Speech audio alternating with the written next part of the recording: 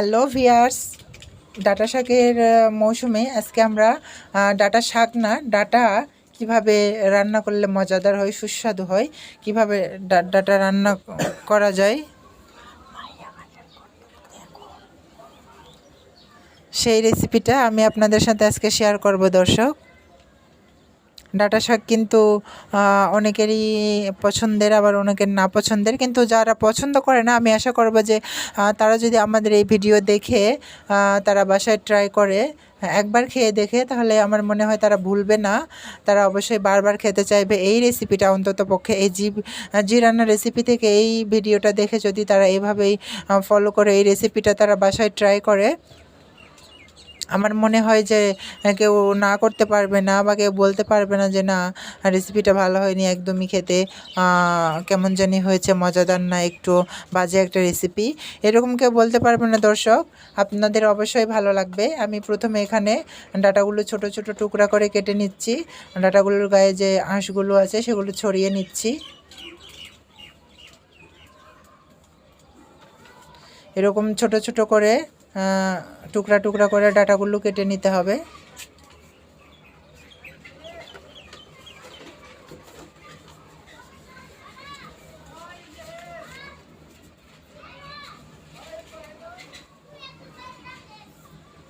বেশি বড় বড় করবেন না, ছোট ছোট টুকরা করে কেটে নেবেন এবং মাঝখানে একটা ফেলা দিয়ে নেবেন।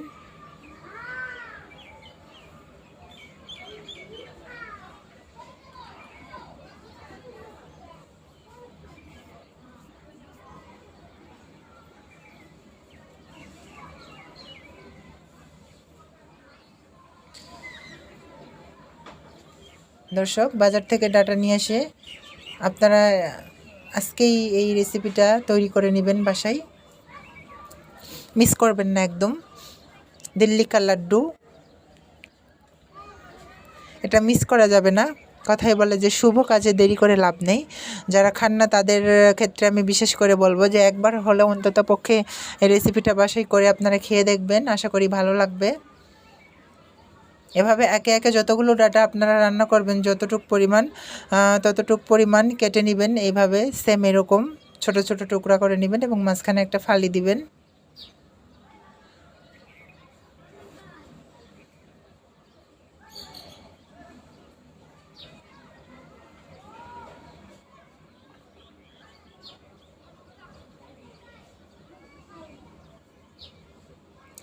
ডাটারে কিন্তু অনেক পরিমাণ আঁশ থাকে, এই আঁশগুলো ছড়ায় নেবেন। আমার ডাটাগুলো কাটা হয়ে গিয়েছে, কালারটা অনেক সুন্দর সবুজ কালার এবং অনেক সুন্দর করে কাটা হয়ে গিয়েছে। আপনারাও সেম এভাবেই করবেন। তারপরে আমি একটা কড়াইয়ের মধ্যে তেল দিয়ে নিলাম। তেল দেওয়ার পর এখানে দিয়ে নিচ্ছি তেজপাতা।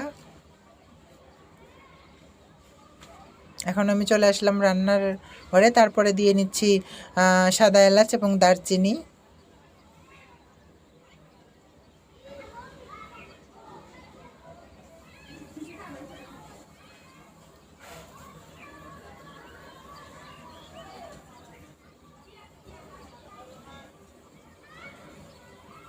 তারপরে দিয়ে নিলাম জিরা। তেল গরম হয়ে এসেছে। তারপরে একে একে আরও যে মশলাগুলো আছে সেগুলোও দিয়ে নিব। এখানে রয়েছে কুচি করা পেঁয়াজ, কাঁচামরিচ ফালি করা, আদা বাটা। আমি এখানে দিয়ে নিচ্ছি কুচি করা পেঁয়াজ, তেলের মধ্যে অ্যাড করে দিলাম। তারপরে ফালি করা কাঁচামরিচ। কাঁচামরিচের যে দাম, বাবারে বাবা। তারপরে একটু নাড়িয়ে চাড়িয়ে নিতে হবে।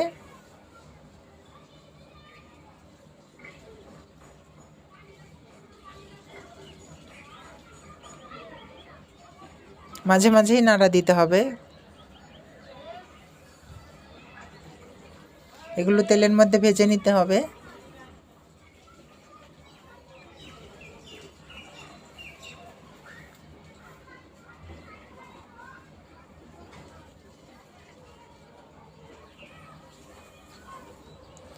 তারপর দিয়ে নিচ্ছি আদা বাটা।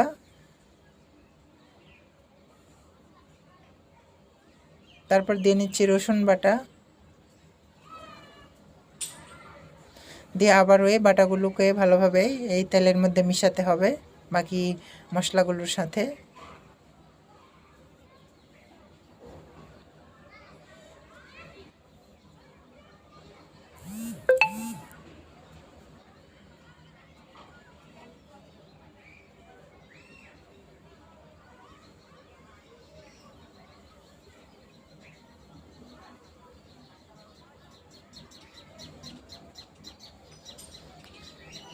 লালচে কালার করে ভাজতে হবে, একবারে পুড়িয়ে ফেলবেন না,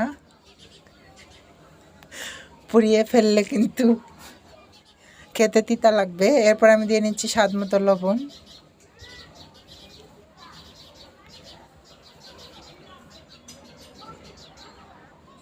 তারপর দিয়ে নিচ্ছি হলুদ গুঁড়া,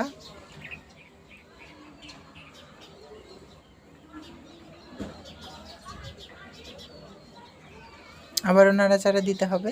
যেহেতু আমি এখানে কোনো পানি অ্যাড করিনি, শুধু তেলের মধ্যেই, তাই পুড়িয়ে যাওয়ার সম্ভাবনা আছে। এই জন্য একটু একটু করে মশলা অ্যাড করতে হবে, একটু একটু করে নাড়তে হবে, বেশি বেশি না কিন্তু একটু একটু। আমার মশলাগুলো ভাজা হয়ে গিয়েছে, আমি এখন এখানে অ্যাড করে দিচ্ছি আলু আর ডাটা। আলু আর ডাটা দেওয়ার পরে সুন্দর করে নাড়াচাড়া দিয়ে সব কিছুর সাথে মিশিয়ে নিতে হবে।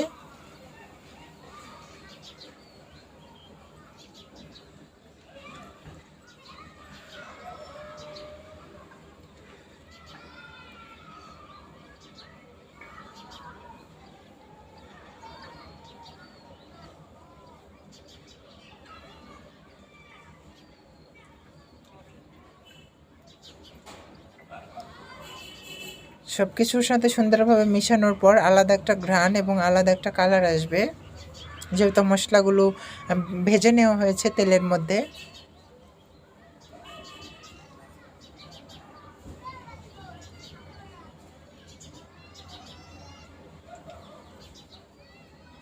দর্শক, আমি এখানে দিয়ে নিব ডাউল, মসুর কালাই ডাউল।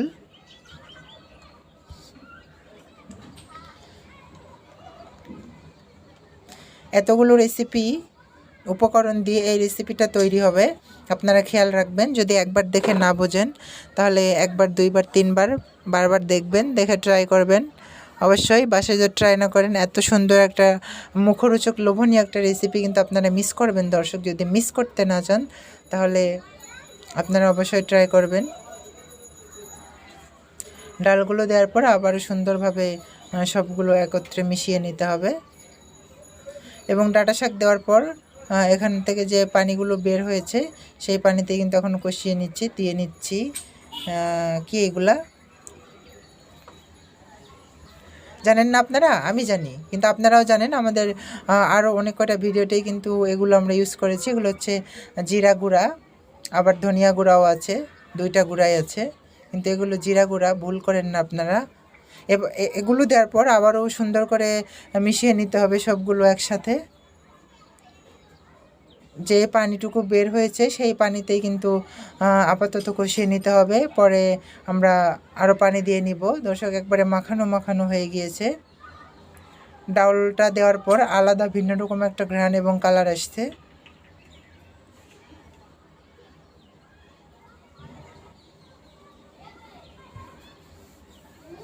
ঘন ঘন নাড়াচাড়া দিতে হবে যেন পুড়িয়ে না যায়।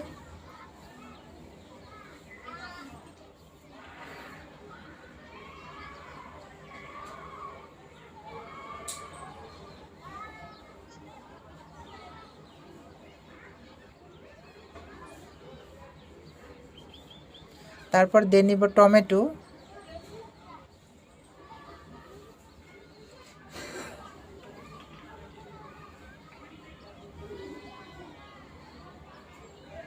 টমেটো দেওয়ার পর আবারও ভালোভাবে নাড়িয়ে চাড়িয়ে নিতে হবে।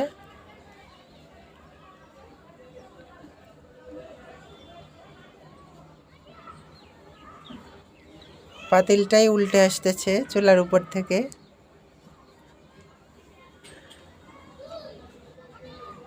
পাতিলটা একটু শক্ত করে ধরে নাড়তে হবে যেন উল্টে আবার শরীরের মধ্যে না পড়ে।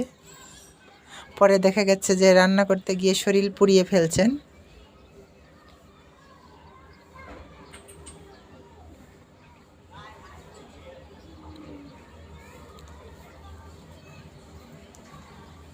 যখন একদম মাখানো মাখানো হয়ে যাবে, যেগুলো পানি শেষ হয়ে যাবে, এগুলো সিদ্ধ করার জন্য আবারও পানি অ্যাড করে দেবো এর সাথে।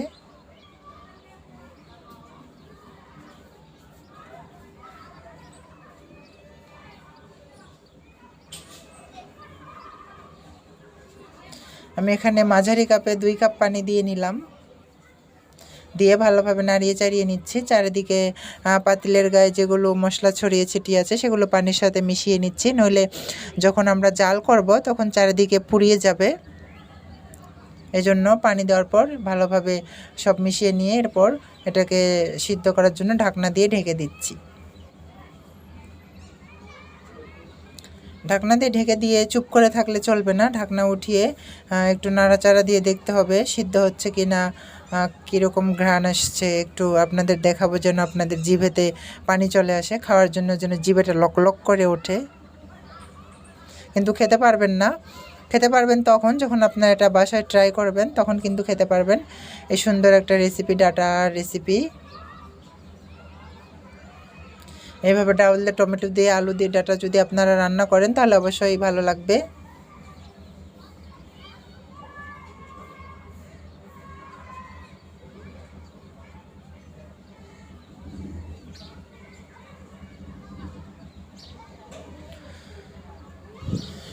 দর্শক, এরকমই নতুন নতুন আইটেমের রেসিপি পেতে অবশ্যই আমাদের জি রান্না রেসিপি চ্যানেলের সঙ্গেই থাকবেন।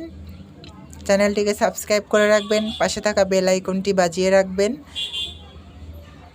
নোটিফিকেশানটা অল করে দিয়ে রাখবেন। তাহলে অবশ্যই নতুন নতুন রেসিপি আপনারা শিখতে পারবেন, খেতে পারবেন, উপভোগ করতে পারবেন, শেয়ার করতে পারবেন, সব কিছুই করতে পারবেন।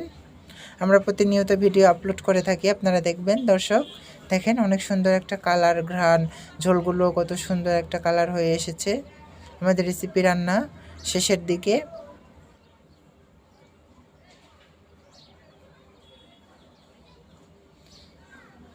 রান্না হয়ে এসেছে, আমি এখন এটা চুলা থেকে নামিয়ে নিলাম। দর্শক দেখেন কত সুন্দর একটি কালার এসেছে। এভাবে প্রতিনিয়ত ভিডিও পেতে আপনারা আমাদের চ্যানেলের সঙ্গে থাকবেন, এই প্রত্যাশা নিয়ে এখানে শেষ করতেছি। আবার অন্য কোনো সময় আসবে। সবাই ভালো থাকবেন, সুস্থ থাকবেন। আল্লাহ।